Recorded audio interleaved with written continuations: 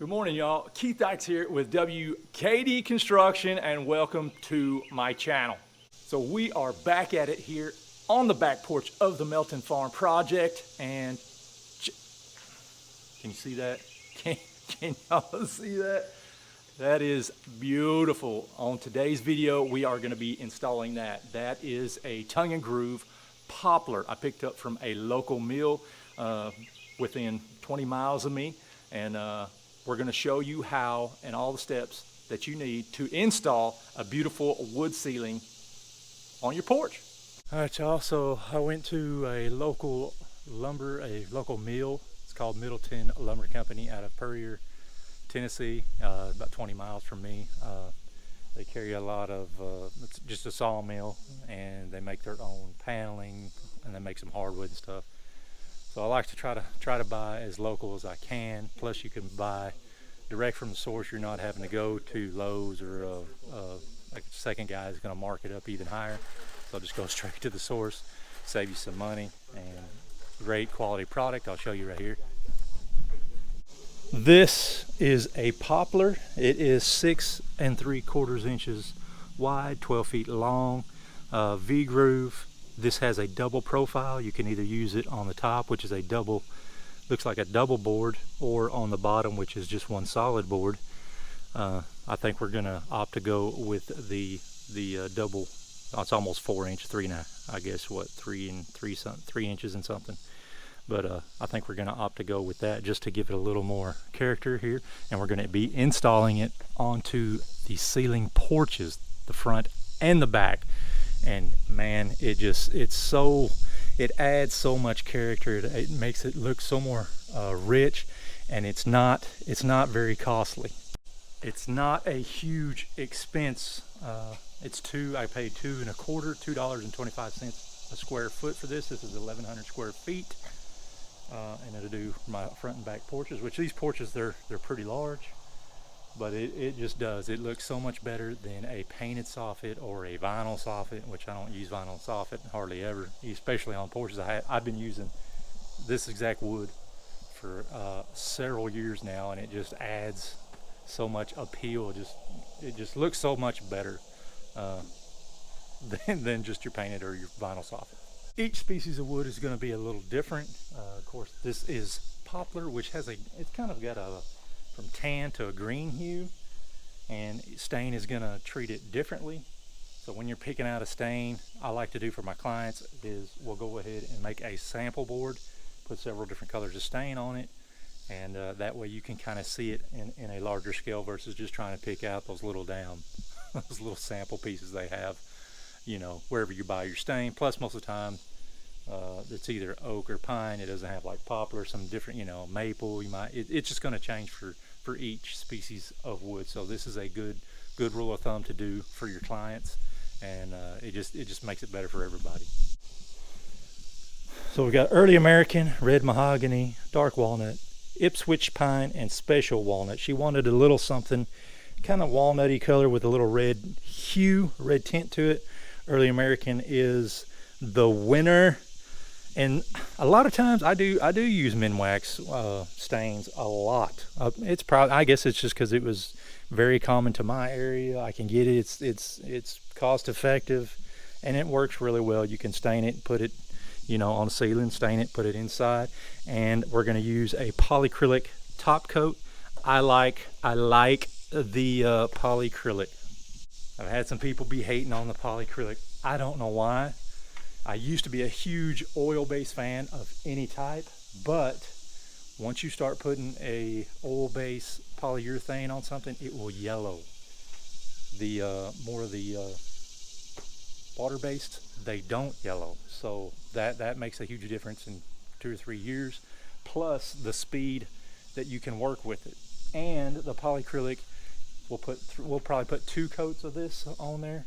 We will stain it, we'll sand it, stain it, put a coat of clear, let it dry, sand it down with some probably 400, put another coat on there, and it will be pretty dang slick. And the thing I like about the polyacrylic, you can sand it. It sands really well. It sands just like an oil base. It gets really super hard, and it's just a good product. You don't have to worry about mineral spirits, cleaning up with everything. Everything's soap and water. So I've changed over. I do just mainly water-based paints, especially like inside all my trim.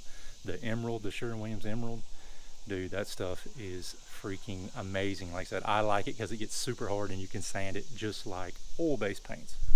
So I'm gonna be gone for a few days. My daughter has a volleyball tournament in Cape Girardeau, Missouri. So I'm gonna be up there, but the guys will be sanding and staining and getting all of our paneling, all of our ceiling boards prepped and ready for installation, because we're gonna start that next week when we get back on Monday. Keep it cool on the job site.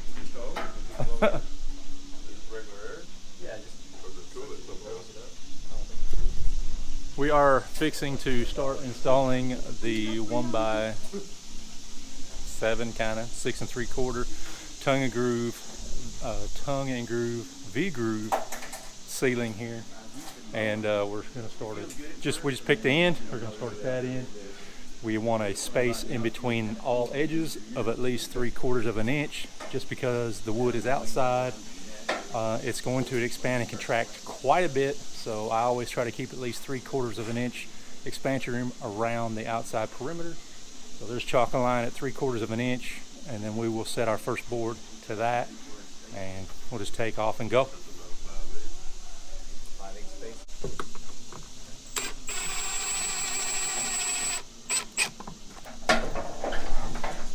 Ooh, adjustable boxes.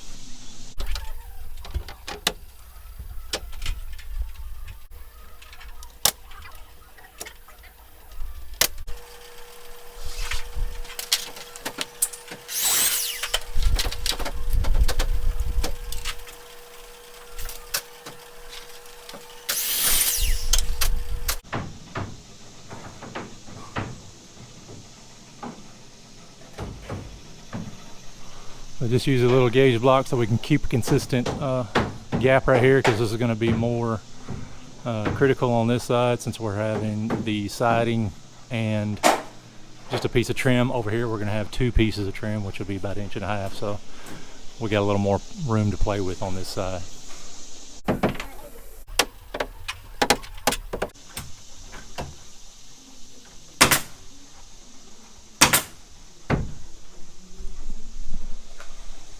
So they're using, we're just using a staple. Kind of think a staple holds a little better, and then we can put a couple in each lathing strip. But we're kind of, since this is V-groove, we're trying to nail it right here in that little slot. That way, once you put your next piece up, it kind of covers up the nail, just kind of like a hardwood flooring. That way, it's like a hidden fastener type of installation. You can face nail if you want, but it looks better if it's clean. You don't have a bunch of holes all in your ceiling. Well, I'm getting ready to have to cut a hole out for a can light.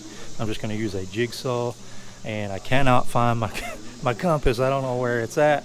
So the center of my can light is going to be onto the next board. So what you do is just put a square mark in, find center of the square of the can light, measure, put this on. That way I've got a center point. Now I can use this point to find my radius, and I'm just going to use a piece of strapping. I've got my hole width. I'm going to cut a 6 3/8 inch hole, so I know what I need to be, and I'll just screw it there and just use it as a compass.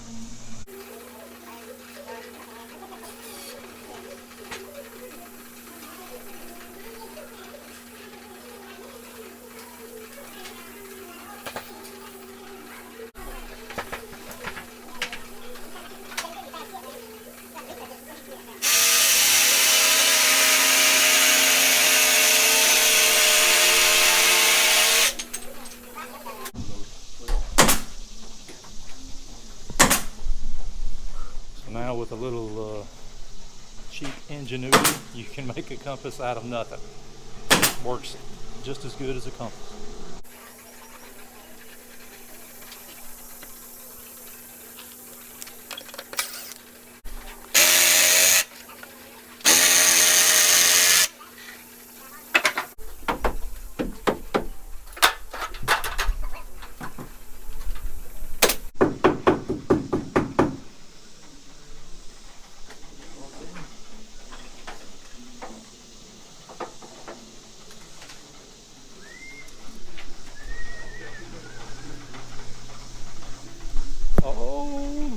ancient Chinese secret.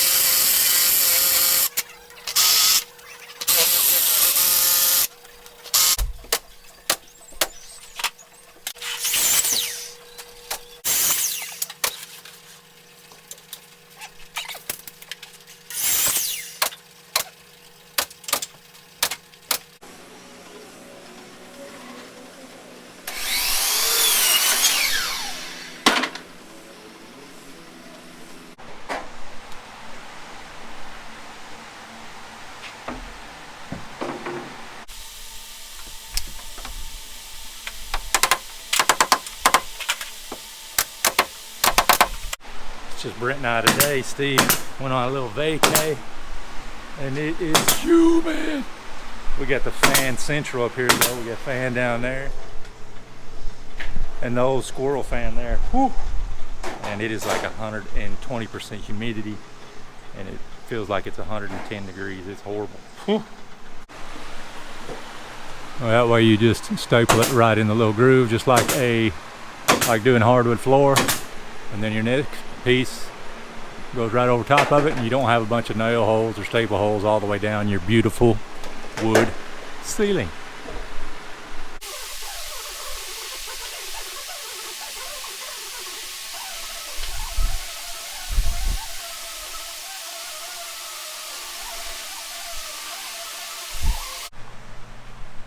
You get up against the end of your run, a pry bar is your friend. That's probably the best way to get in there to really get it pulled tight. All right, just sneak it in here. Use your other end. Yeah, there you go. I got it.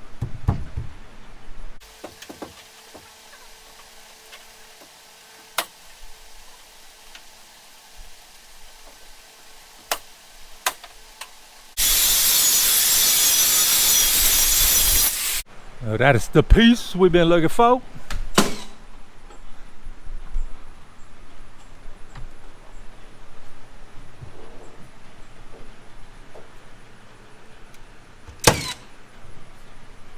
And no, that's not an AC vent. Kind of looks like it, but it is. That is our fresh air intake for the HVAC unit.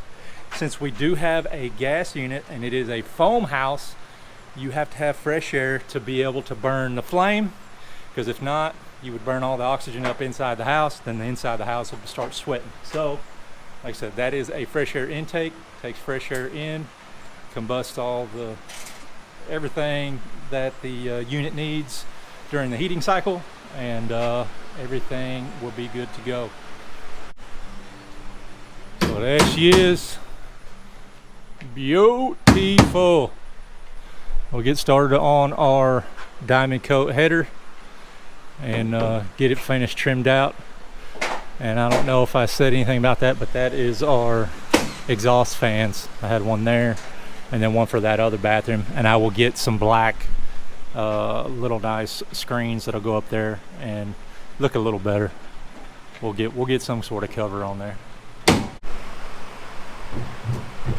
So we're here on the front porch and we are installing the tongue and groove ceiling, which we've got the flat sides done, so we're starting on the vault.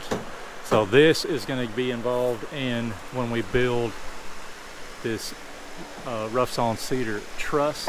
We have to install blocking. As you can see, we're going about every 2 feet, and we're installing a 2x6 flat to this side flush of the rafters. That way, once we mount the probably a 6x8 western rough sawn cedar beam all the way up through there, then we will have something that we can fasten to. So we're hiding that as a something we can fasten to. Here is the last bit of wood that we are staining and clearing for the front porch. And so this has got one coat of the clear, so in the morning we'll get it sanded with 320, hit it one more time, let it dry, and then we will finish the other side of the ceiling. So that's all we like, and it looks freaking amazing. Look at that, beautiful. Man, it looks so much better than painted soffit or a vinyl soffit or a solid 4x8 sheet of hardy board painted. It just adds so much character and charm. I started installing this type of wood on my porch ceilings on, actually the first house I did it on was my house, and I think that was a house we built about 14 years ago. So that was kind of out of the norm. That was way out of the norm back then. Nobody else did that. And anybody that come over, you know, they'd be all looking at it. They're like, "Oh man, that's awesome." I'm like, "Yeah, it's reclaimed whiskey barrels." And they'd be like, "Oh, no kidding, get out of town." And I let them go on for about 30-40 minutes, and they'd be like, "Ah, no, I'm just kidding. That's just Poplar from the sawmill." But hey, you could tell people, and they'd be like, "What?"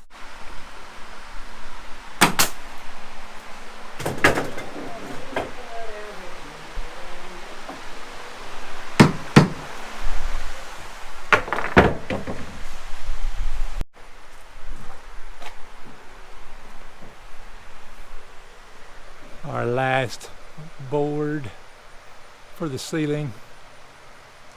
We are going to rip a centerpiece, probably do a full width piece, and just put a bevel on each side and just make that little center flat. But we'll wait to do that until we install the truss, the cedar beam here. That way we've got a nice measurement up to the beam.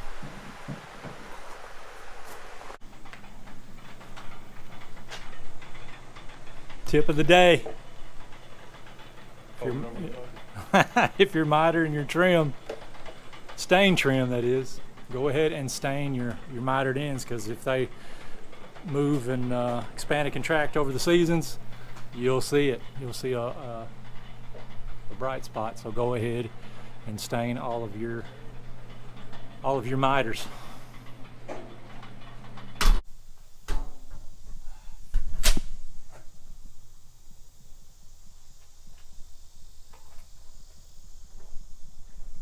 Our trim is on there, and that looks so much better, finishes it off. Kind of glad I went with the stain instead of a painted. I think a stain kind of gives it a little more dimension. But I put a little chamfer edge on it.